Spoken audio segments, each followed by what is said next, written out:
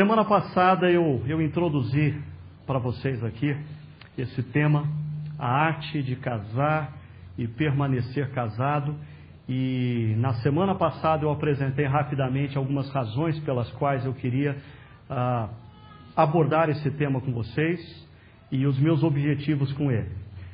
Com certeza, o objetivo, expondo esse tema para vocês, é ajudar aqueles que já são casados a estarem atentos e investirem na sua relação com seriedade, porque às vezes a gente acha que, diferentemente dos negócios, o casamento é só deixar rolar que a coisa acontece. Casamento precisa de investimento. Casamento, amor, precisa de investimento de ambas as partes.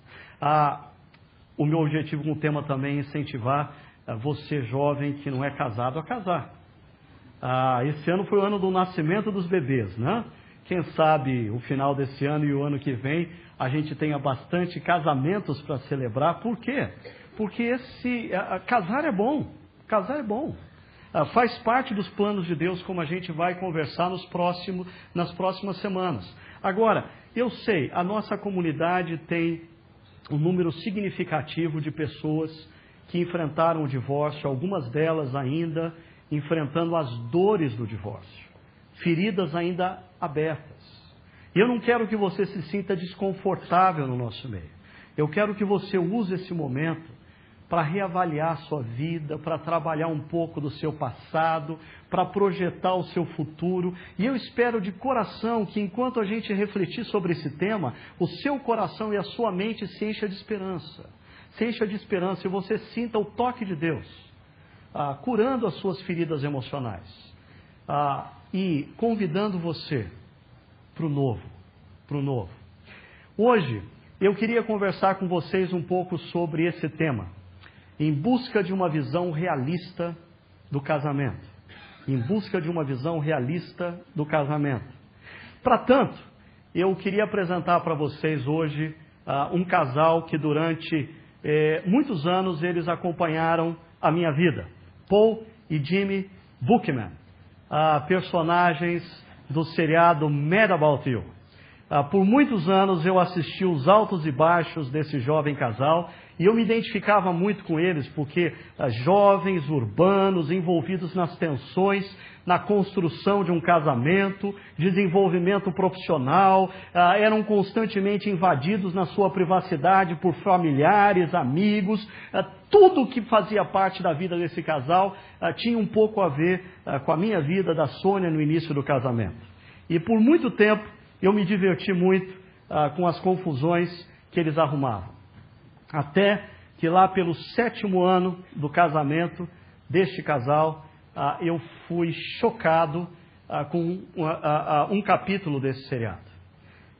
Quando eles percebem que a relação, outrora tão bonita, tão alegre, tão espontânea, havia se tornado desgastada, o nível de comunicação havia caído, o sucesso profissional tinha ocupado um espaço na agenda desse casal acima da própria relação conjugal. A infidelidade assombrou a vida desse casal e aí chegou esse episódio chamado A Última Fronteira. Nesse episódio, o Paul e Jamie, eles têm um diálogo no qual eles vão inserir uma série de temas que constantemente emergem quando o assunto é casamento em crise. Temas como o desgaste da relação, perda do romantismo, excesso de trabalho, infidelidade conjugal, desconfiança acerca dos sentimentos do outro, incapacidade de corresponder às expectativas do outro, entre outras coisas, são abordados nesse diálogo dramático e intenso, de aproximadamente 10 minutos. E eu preciso que você assista com atenção esse diálogo e perceba esses temas sendo levantados, para que então a gente possa refletir acerca do que Deus tem a nos dizer nessa noite sobre esse assunto. 2 pessoas juntas para o resto da vida é difícil demais. 2 pessoas vivendo juntas o resto das suas vidas é difícil demais. A Bíblia nunca disse que não é. Quando você abre a sua Bíblia, logo nas primeiras páginas, Gênesis capítulo 2, você vai encontrar o seguinte, verso 18. Então, o Senhor Deus declarou: não é bom que o homem esteja só. Farei para ele alguém que o auxilie e lhe corresponda. Eu gosto dessa tradução, da Nova Versão Internacional. Ela usa palavras um pouquinho mais próximas da nossa realidade. Agora, a constatação que Deus faz é que nós não fomos criados para a solidão. Nós não conseguimos sentir prazer na solidão. A solitude é saudável. A solitude todos nós necessitamos, mas a solidão é doentia. A solidão, ela é sintoma de enfermidade, como ela também gera enfermidade. Por isso, Deus disse que Ele faria uma mulher que auxiliasse o homem. E nos próximos domingos eu quero falar um pouco mais sobre o papel da mulher e o papel do homem, mas eu só quero adiantar que esse verbo que aparece aqui em Gênesis 2, para aqueles que conhecem um pouquinho mais a Bíblia, é o mesmo verbo que aparece no Salmo 121, quando o salmista diz: eleva os meus olhos para o monte, de quem me virá o socorro, de quem me virá o auxílio? A resposta é: o meu auxílio vem do Senhor, Deus. O auxílio que Deus dá ao homem é comparado ao auxílio que Deus provê ao homem através da mulher. E ainda, que lhe corresponda. O sentido do verbo aqui são de olhares que se cruzam no mesmo nível, porque eles estão no mesmo patamar. Não pode ser um auxiliador inferior nem superior. É um auxiliador que está no mesmo patamar. O texto continua dizendo: disse então o homem, quando ele vê a criação de Deus, ele diz: uau, esta sim é osso dos meus ossos e carne da minha carne. Perceba, mesma essência. Ela será chamada mulher porque do homem foi tirada. Homem e mulher. É interessante, se você pensar que esse texto foi escrito na antiguidade, há cerca de 2000 anos antes de Cristo, esse texto é altamente revolucionário em qualquer cultura daquele tempo, porque está dizendo que homem e mulher estão no mesmo patamar de igualdade, homem e mulher têm a mesma essência. O problema é que eles começam uma caminhada juntos. Diz o texto: por essa razão, o homem deixará pai e mãe. Interessante, não diz que a mulher deixará pai e mãe, mas diz que o homem deve deixar pai e mãe, e se unirá à sua mulher. Perceba o verbo no plural, se unirá. E se eles conseguirem se unir, eles se tornarão uma só carne. Futuro. Não está falando de presente, eles vão se unir, e se eles se unirem, eles se tornarão uma só carne. O grande problema que eu e você enfrentamos na relação conjugal, eu e você enfrentamos nas relações afetivas, é que por um lado nós desejamos a conexão com o outro. Por outro lado, construir essa conexão é um processo difícil. Como disse o casal agora há pouco, talvez difícil demais. Por isso, alguns optam por abortar. O homem e sua mulher viviam nus. Eu acho bonito esse texto, porque ele completa dizendo: e não sentiam vergonha. Eles viviam nus fisicamente, eles viviam nus emocionalmente, a vida deles era descoberta um ao outro, e eles não tinham vergonha de absolutamente nada. Intimidade plena. O problema é o que acontece no capítulo 3 de Gênesis, e já a gente volta nisso aí. A revista Ultimato, na edição de maio-junho de 2005, apresenta um artigo chamado Casamento: encantamento com obrigações e obrigações com encantamento. Me chamou a atenção o fato de que esse artigo nos apresenta 3 visões acerca do casamento, e eu queria usar um pouco essas ideias para explorar algumas coisas com vocês. A primeira visão que é apresentada lá é a visão demasiadamente otimista, só que eu acrescento, ingênua. É uma visão otimista acerca do casamento e, geralmente, constantemente, ingênua. Esta visão, grandemente influenciada pelos nossos contos de fada, com os seus belos casais, normalmente príncipes, com suas carruagens, com seus bailes e com seus castelos, e que sempre terminam no ápice da paixão com a frase característica: e viveram felizes para sempre. Nós nunca conhecemos, interessante, né? Esses contos de fada não tem parte 2, não tem parte 3. Você já imaginou como que foi a vida da Branca de Neve 20 anos depois de casada com o príncipe? Você não sabe, mas o príncipe muitas vezes pensou em abandonar o casamento por causa da influência dos anões no relacionamento deles. Foi difícil desvincular os anões dessa relação. Você já pensou como viveu a Cinderela 30 anos depois? Quando ela passou a se dedicar aos 5 filhos que ela arrumou, e o corpinho dela não era mais tão de princesa, e o príncipe vivia reclamando que ela não dava mais atenção para ele.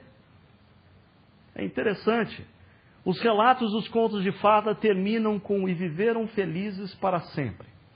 Sempre no ápice da paixão. Nunca se trata do que acontece com esse sentimento depois da chegada dos filhos, diante das crises financeiras, ou quando se deparam com a perda da força física ou da beleza que é própria da juventude. Essa ingenuidade que caracteriza essa visão, somada à cultura que nos cerca, altamente hedonista e individualista, tem feito com que o número daqueles que optam pelo divórcio aumente drasticamente nos últimos anos. Uma reportagem na revista Época, de junho de 2004, num artigo intitulado "Divórcio sem estresse", se é que isso é possível. Não sei se você sabe, mas o divórcio, especialmente entre mulheres, é a terceira grande causa de estresse. O divórcio só perde para o estresse decorrente da perda do cônjuge e da perda de um filho. Da perda de um filho. Nessa reportagem, entre algumas coisas, nós vamos encontrar a seguinte expressão: se antigamente a crise no casamento se instalava no 7º ano, como o Paul e a Jamie, hoje ela dá sinais nos primeiros 36 meses de vida em comum. Como consequência direta, o total de divórcios no país cresceu 55% entre 1991 e 2002. Nessa mesma reportagem, a psicóloga Regina Politi, do Instituto de Terapia Familiar de São Paulo, diz o seguinte: a geração mais nova é imediatista, tem uma expectativa alta sobre o casamento, mas não quer investir a longo prazo. É interessante. Perceba, é uma geração, essa geração que ela diz que é a geração imediatista, essa geração tão propensa ao divórcio, é uma geração que nós não atentamos para isso, mas ela cresceu com o controle remoto da televisão nas mãos. Ela não suporta filme chato, ela não consegue esperar os comerciais, ela está constantemente mudando de canal e ela tem que ter o controle da vida, ela não consegue lidar com frustrações. Essa geração é a geração McDonald's, é a geração fast food, é a geração do restaurante self-service, aonde você entra e só pega o que você quer. Você come só o que você pretende. Você não se frustra, você não lida com a insatisfação, porque você não precisa pagar preço algum pela satisfação. Por isso, uma das frases mais características entre casais que se separam é a frase: eu tenho o direito de ser feliz. A frase do Paul e da Jamie Estamos aqui, eu tenho feito um bom trabalho, você também tem feito um bom trabalho, mas ambos não são felizes. Veja só, em Portugal, a taxa de divórcio aumentou 89% de 95 a 2004. Na Inglaterra, metade dos casamentos acabam antes dos 18 meses. A cada 33 segundos acontece um divórcio na União Europeia. E nos últimos 15 anos, na própria União Europeia, cerca de 16 milhões de crianças foram afetadas pelo fim do casamento dos pais, ou seja, cerca de 1 milhão de crianças por ano. Diante disso, uma socióloga da família, chamada Maria Engrácia Leandro, ela diz o seguinte: o casamento dura enquanto dura o amor sentimental. Quando acaba o sentimento, acaba geralmente também o casamento. Agora, esse é um problema lá da Europa. Graças a Deus nós estamos bem distantes dessa realidade. Isso não é uma verdade na nossa cultura brasileira, porque afinal de contas nós brasileiros não damos muito bola para esse negócio de sentimento, de emoção. Nós somos bem mais racionais do que os europeus, não somos? Nós assumimos os nossos compromissos e vamos manter os nossos compromissos porque nós os temos aqui. As nossas emoções como brasileiros, nós não somos afetados nas nossas decisões pelas nossas emoções. Essa afirmação nos leva a um tema bem presente dentro dessa visão ingênua e de grande relevância no contexto atual da nossa sociedade brasileira. A associação do conceito amor com o sentimento de estar enamorado tem gerado muita confusão. E a gente pode ver isso no nosso poeta Vinícius de Moraes, que se tornou célebre pela sua definição de amor. Eu possa dizer do amor que tive, que seja imortal, posto que é chama, mas que seja infinito, enquanto dure. Eu queria contrapor a afirmação de Vinícius de Moraes com a afirmação do escritor inglês C.S. Lewis. C.S. Lewis diz: o fato de não sentir-me apaixonado pela minha esposa não significa que eu não a ame mais. O fato de eu não estar enamorado pela minha esposa, o fato de você não estar apaixonado pelo seu esposo, não significa que você não ame. Guarda esse tema, já já eu vou voltar a ele. Agora, a segunda visão apresentada é a visão demasiadamente pessimista. É claro, com todas essas estatísticas da Europa, dos Estados Unidos, da sociedade brasileira, as pessoas começam a falar frases do tipo: o casamento é bom, o problema é que dura. Né?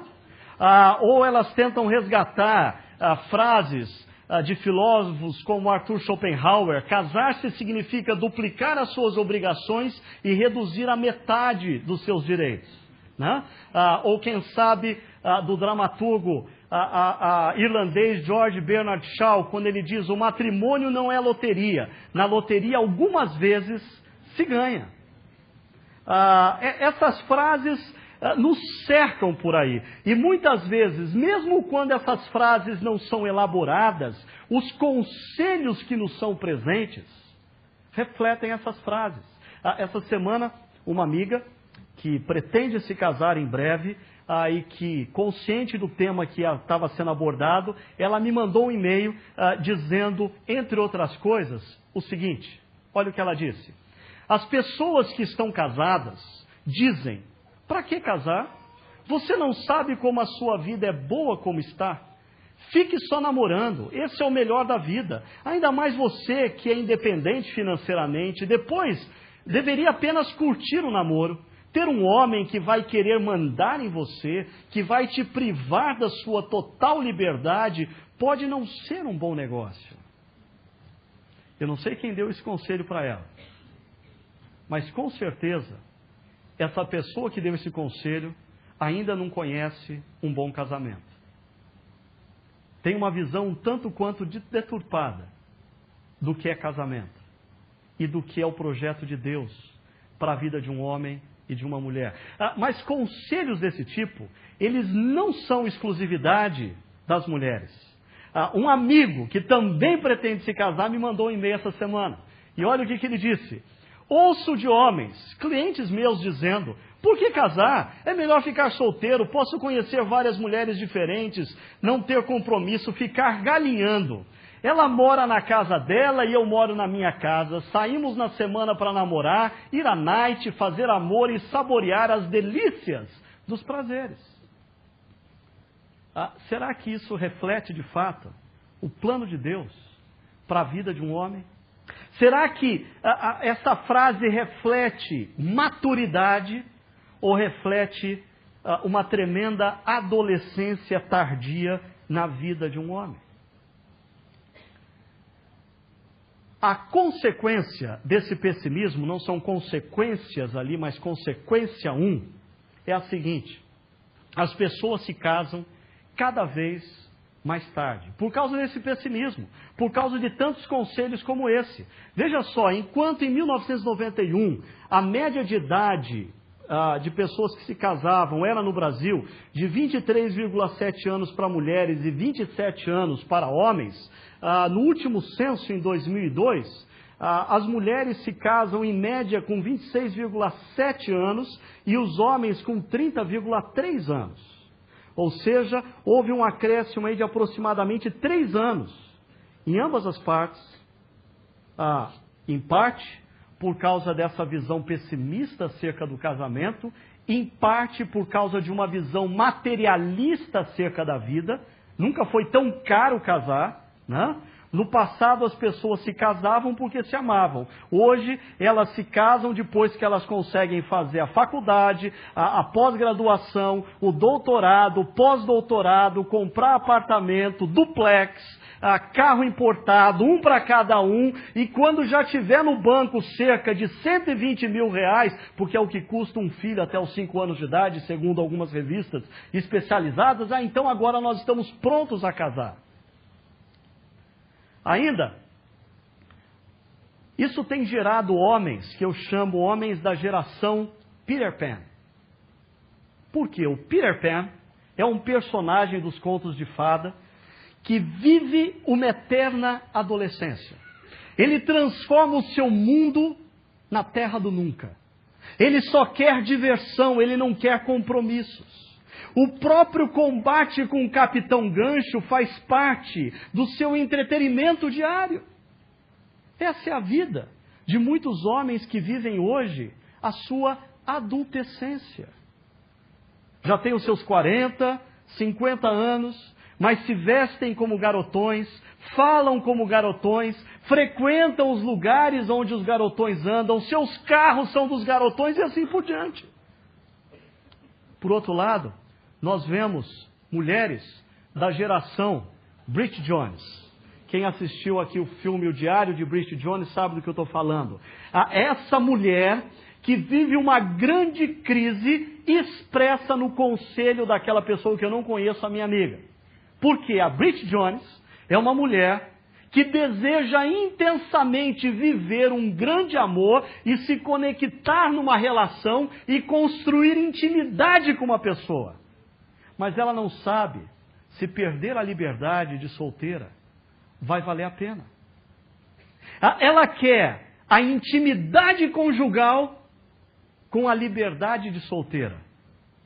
Ela quer construir relacionamento afetivo profundo e intenso sem ter que se comprometer com as dores e com as limitações do outro.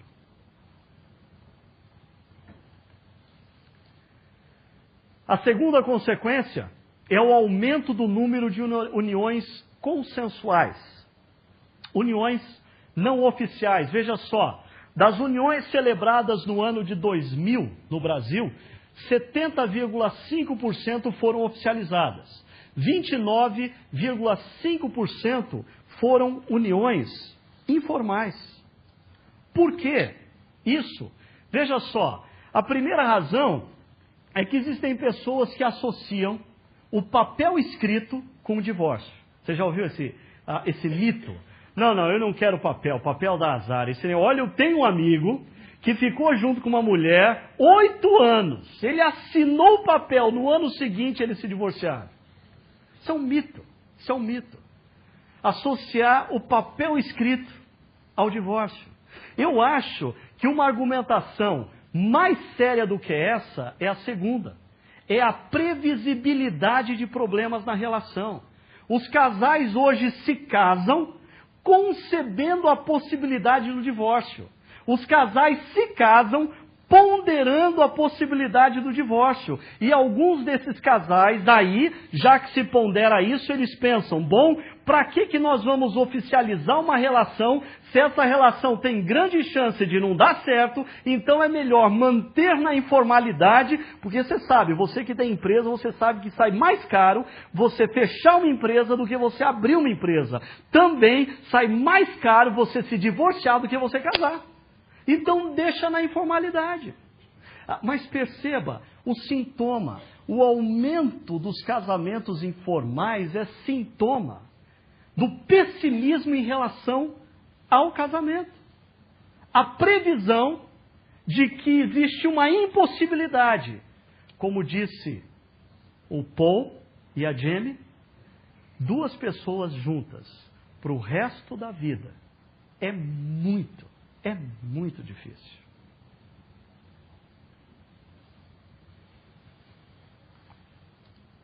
A terceira visão, a visão prudente e realista. Essa visão reconhece um paradoxo na relação entre homens e mulheres, paradoxo esse que está presente lá no livro de Gênesis, no capítulo 2. Por um lado, não é bom que o homem esteja só. Existe uma necessidade.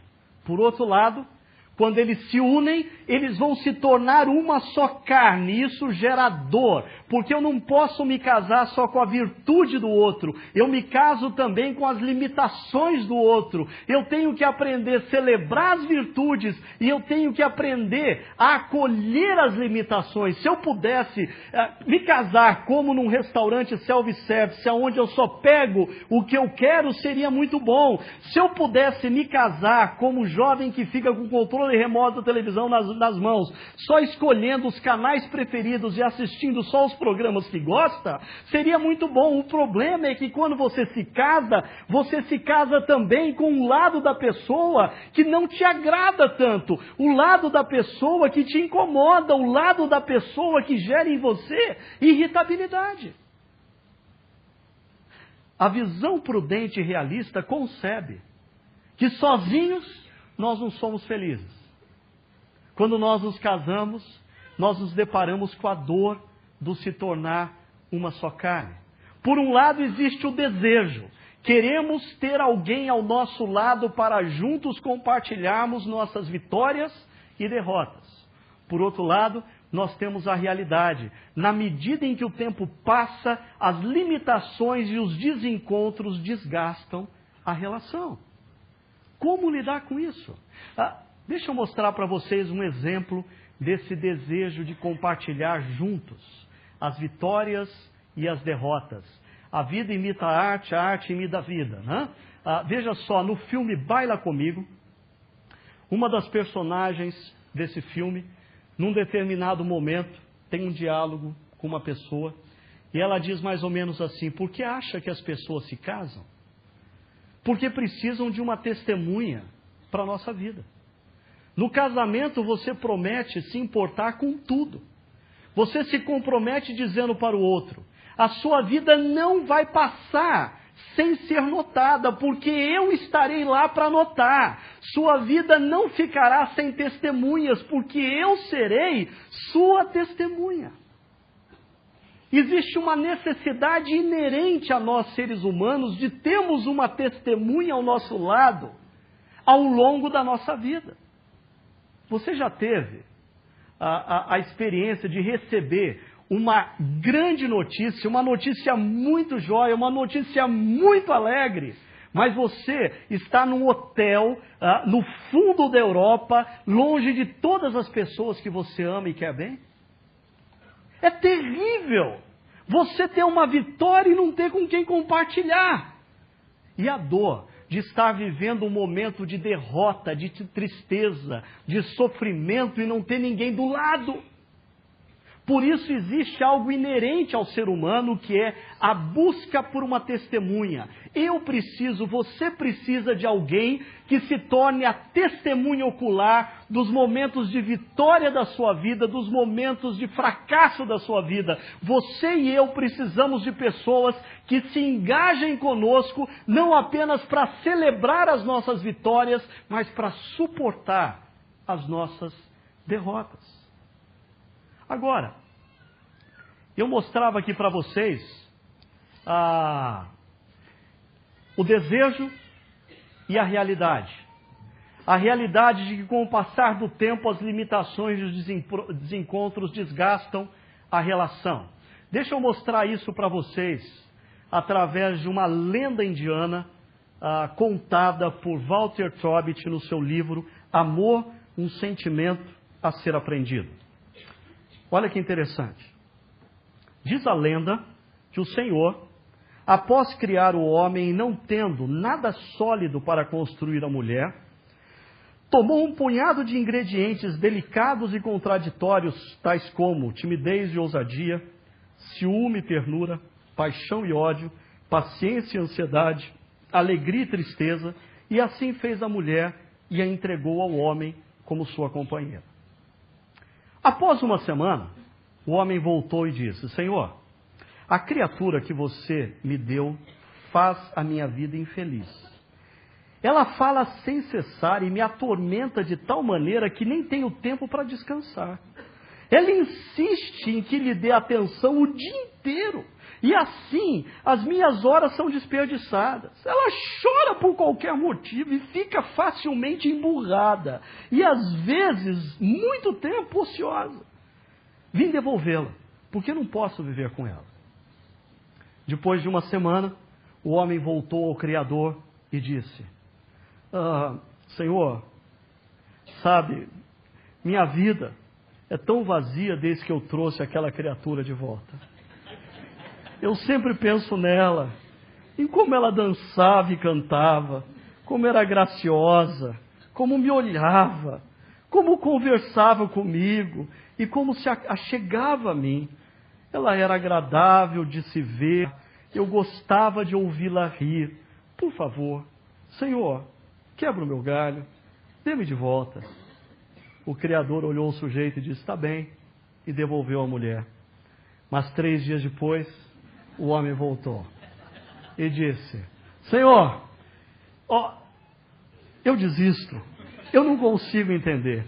Eu não consigo explicar, mas depois de todas essas minhas experiências com essa mulher, cheguei à conclusão que ela me causa mais problemas do que prazer. Desculpe-me, peço-lhe que a tome de novo, não consigo viver com ela. O Criador, ok.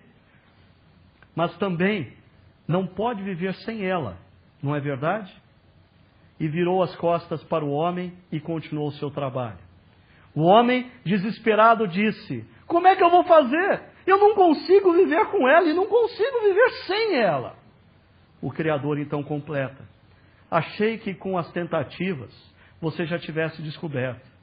O amor é um sentimento a ser aprendido. É tensão e satisfação. É desejo e honestidade. É alegria e dor. Um não existe sem o outro. A felicidade é apenas uma parte integrante do amor. Isso é o que deve ser aprendido. O sofrimento também pertence ao amor. Este é o grande mistério do amor. O Criador completa a sua própria beleza e o seu próprio fardo. Em todo o esforço que se realiza para o aprendizado do amor, é preciso considerar sempre a doação e o sacrifício ao lado da satisfação e da alegria. A pessoa terá, talvez, que abdicar de alguma coisa para possuir ou ganhar, outra coisa. Terá talvez que desembolsar algo para obter um bem maior ou melhor. É como plantar uma árvore frente a uma janela. Se ganha sombra, mas se perde parte da paisagem. Troca o silêncio pelo sorriso. É preciso considerar tudo isso, quando nos dispomos a enfrentar uma relação conjugal. Walter Trobit completa: nós precisamos considerar o fato de que o amor é um sentimento a ser aprendido. Achei que com as tentativas que já tivesse descoberto, amor é um sentimento a ser aprendido. Talvez esse seja o grande equívoco gerado ao longo do século XX na sociedade ocidental. A Hollywood contribuiu grandemente com seus filmes românticos para associar amor, que é uma atitude, a sentimento, que é uma paixão. Uma paixão. Eu não sei se você já teve a oportunidade de ler, mas James Hunter, autor de 2 best-sellers aí do meio empresarial, O Monge Executivo e Como Se Tornar um Líder Servidor, em ambos os livros ele trata acerca da questão do amor, não como sentimento, mas como uma atitude. Amor não é algo que eu sinto por alguém, amor é algo que eu decido praticar na direção do outro. E a lógica é a seguinte: se amor é sentimento, Jesus deu a nós determinadas ordenanças impossíveis de serem praticadas. Impossíveis. Porque quando Jesus diz que eu devo amar o meu inimigo, se ele está dizendo que eu devo sentir paixão pelo meu inimigo, eu estou fora, eu não consigo. Mas se ele disse que eu devo, apesar de não sentir paixão pelo meu inimigo, eu devo exercitar o meu coração para ter atos de bondade para com eles, aí isso faz sentido. Aí eu consigo entender o que C.S. Lewis diz, que o fato de eu não estar num determinado momento apaixonado pela minha esposa ou pelo meu marido, não muda o fato de que eu ainda amo, porque amor não é um sentimento, amor é uma decisão. É uma decisão. É uma decisão que não basta a gente tomar uma vez na vida. A gente tem que tomar todo dia. É uma decisão que não basta a gente declarar num ambiente bonito, cheio de flores, com pessoas bem vestidas, na frente de um ministro religioso colocando um anel no dedo. É uma decisão que a gente tem que tomar nos momentos mais críticos dessa relação, quando você diz, mas viver junto vai ser muito difícil. Vai ser difícil se você optar pela amargura. Pode ser difícil, mas superável, se você optar pelo amor. Uma atitude de acolhimento do outro nas suas limitações. Uma atitude de bondade para com o outro nos momentos difíceis. Uma atitude deliberada de compreensão do outro nos seus limites. Se você se lembra daquela discussão entre Paul e Jamie, eles chegam à conclusão que eles estão se dando ao máximo, mas eles chegaram no limite. E o limite deles não é suficiente para suprir ou corresponder às expectativas um do outro. Essa é a hora que tem que se optar pelo amor. O amor que celebra virtudes e que acolhe limitações. Veja só, quando eu mostrei para vocês em Gênesis capítulo 2, que existe ali o desejo do ser humano de se engajar, ao mesmo tempo que existe ali a dificuldade do ser humano em construir a relação. Ok? Nós temos que ter essa consciência. Primeiro, um homem e uma mulher são seres distintos em sua sexualidade, personalidade e história de vida.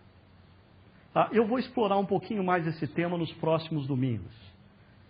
Mas é importante que a gente perceba o seguinte: quando Gênesis 2 diz que o homem e a mulher vão se unir, eles vão se unir porque apesar deles terem a mesma essência, a natureza humana, eles são diferentes. Eles têm uma sexualidade diferente, eles têm uma personalidade diferente, eles têm uma história de vida diferente. E esse negócio de história de vida diferente é muito interessante, porque entre casais o que eles não percebem muitas vezes é que a mesma palavra, a mesma frase tem sentidos diferentes para cada um dos dois.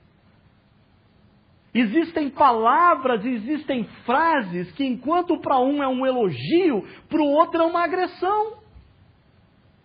Porque aquilo foi atribuído um valor ao longo da sua história. E é por isso que a união é um processo que exige determinação, atitude. Atitude sinônimo de amor. Uma atitude chamada amor e não um sentimento chamado paixão, terá importância fundamental. A paixão, ela vem e se esvai. O amor, como diz o livro de Cantares, é firme, é forte como a morte. A morte é um fato definitivo. E é assim que Cantares compara o amor. A Bíblia nos incentiva a essa visão prudente e realista. Veja só, Gênesis capítulo 1 e 2, você vai ver lá que Deus criou o homem e a mulher, e eles têm a intimidade e imperfeição. O grande problema é Gênesis 3. Porque em Gênesis 3 acontece ali um episódio no qual homem e mulher se desconectam de Deus. Homem e mulher fazem uma opção pela ruptura da relação com Deus. Homem e mulher dizem para Deus: Deus, até aqui, muito obrigado pela sua ajuda, mas a partir daqui a gente vai sozinho. E quando o homem e a mulher fizeram a opção por irem sozinhos, eles começaram a ter problemas.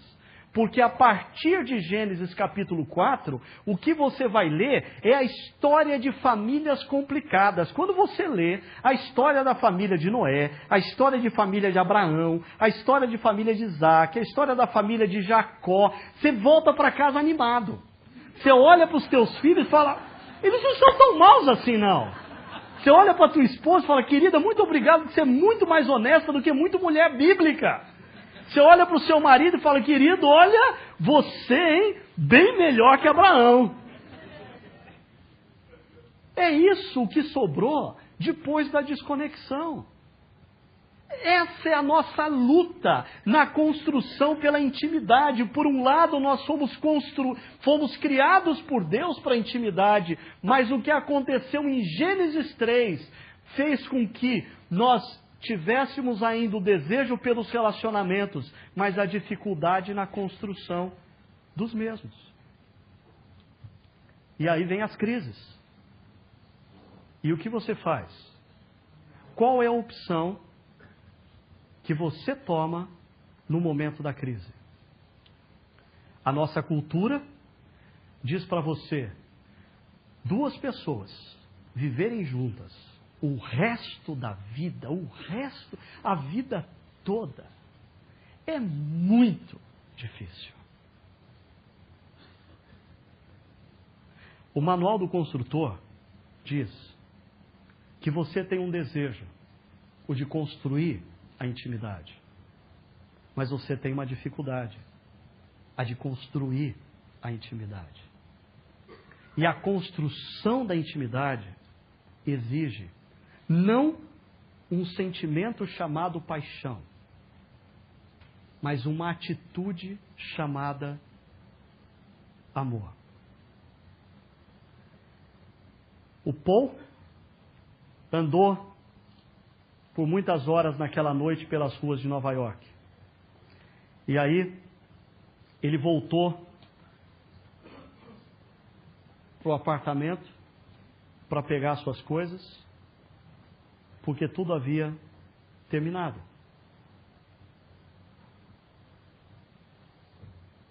Vamos ver se a gente consegue ver o que vai acontecer. Eu queria convidar você para pensar seriamente nessa noite quais são as opções que você vai fazer na sua vida diante dos relacionamentos que você desenvolve. É claro, o nosso foco aqui, nessa noite, está voltado para a questão da relação conjugal.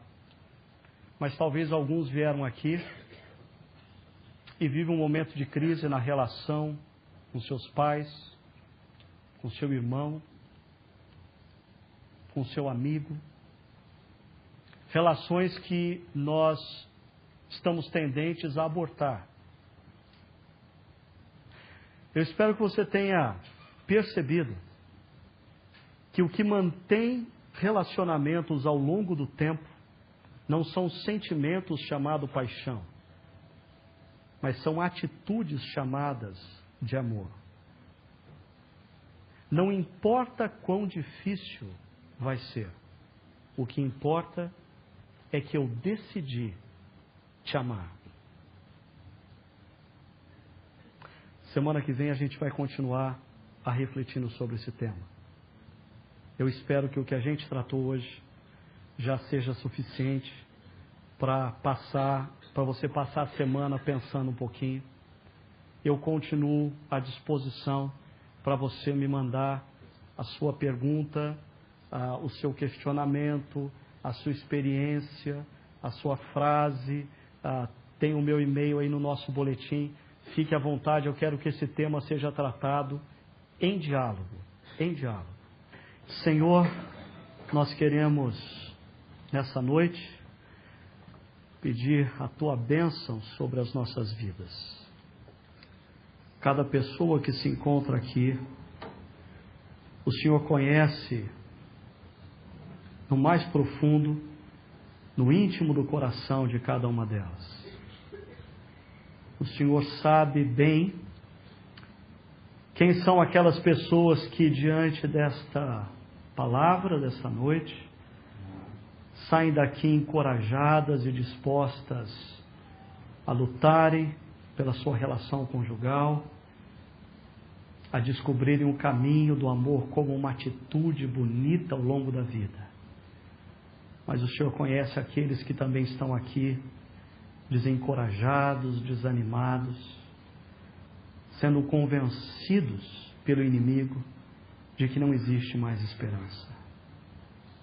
Ó Pai, somente o Senhor pode fazer a obra de reverter as emoções desse irmão, dessa irmã, e eu te peço nesse instante que o Senhor derrame sobre este coração esperança, renovação de forças físicas e emocionais, restauração do amor.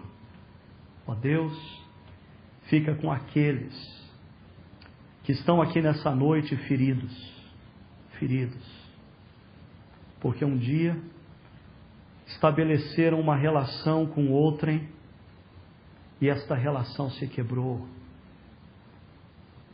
Ó Deus, cura estes que se sentem feridos nessa noite. Restaura as emoções desses amigos e amigas. Dá a eles renovação da esperança também. Que eles saiam daqui certos de que o Senhor ainda não acabou a obra na vida deles. Que o Senhor ainda há de fazer um novo na vida deles. E que eles ainda olharão para a história e celebrarão a Tua sabedoria e o Teu amor para com a vida deles. Abençoa-nos, Pai, ao longo dessa semana. Abençoa as nossas famílias aqui representadas. Abençoa os mais variados relacionamentos aqui representados. E que a graça do nosso Salvador e Senhor Jesus Cristo, o amor de Deus, o nosso eterno Pai, a consolação e o poder do Santo Espírito de Deus repouse sobre cada um de nós, hoje e para todo sempre. Amém. Repouse sobre cada um de nós, hoje e para todo sempre. Amém. Repouse sobre cada um de nós, hoje e para todo sempre. Amém. Repouse sobre cada um de nós,